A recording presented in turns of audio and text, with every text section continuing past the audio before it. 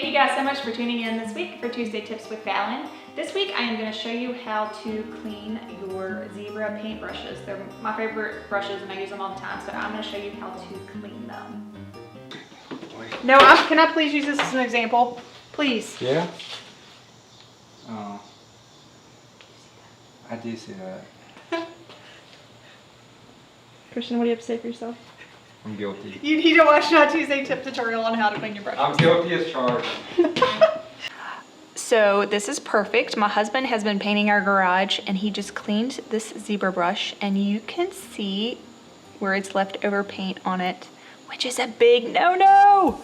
So I'm gonna have to get him to watch this tip so that he knows how to clean his brushes.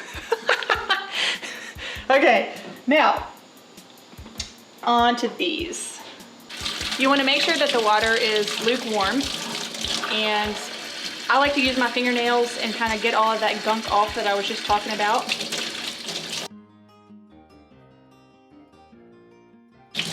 And then I get the water down in the brush and I squeeze until there is no paint coming through on the bottom.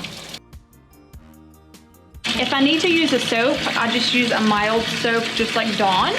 And it works great, just use a little bit, and I'll show you that in just a second. But we're gonna finish up this brush and make sure that there's no leftover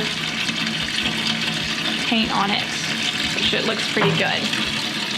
All right, now I'm going to do this brush so that you can see it since it's a color. I always try and wash my brush when I'm done with my project for the day. I'm not one of those to keep my brush in the refrigerator with in a bag, you know, or in tin foil or whatever to save time. I like to go ahead and wash it so that it is at its best performance for the next time that I use it. All right, squeeze it out. Make sure there's no paint coming through the bottom. If I have been using the brush for a really long time, it may take me a good 5 minutes to clean it. Thankfully, there's not a lot on there right now, so these aren't taking as long. I like to form it back to its shape. I'll do one more. So you can see how it's kind of coming out here. And I keep squeezing it and cleaning it until it's all gone.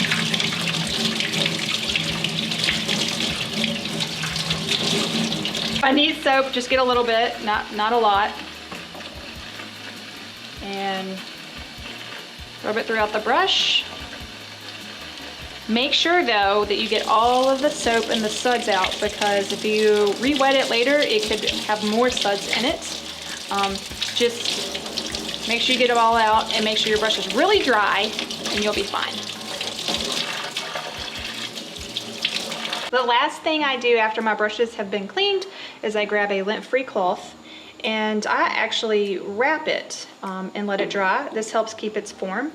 If you don't have towels, you can use the box that the brush came in, and that will also help keep its form, but this kind of speeds up the drying process. And also keeps the brush nice, clean, and the form that it needs to be.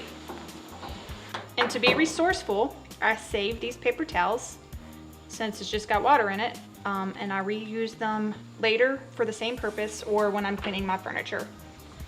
Thank you guys so much for tuning in this week for Tuesday Tips with Fallon. Hopefully this tip on cleaning your brushes helps. I think it's super important that you do a really good job cleaning your brushes so that you have a nice clean slate and clean brush that helps you get the best finish possible next time you paint your furniture. You guys have a great week, and I will see you next time.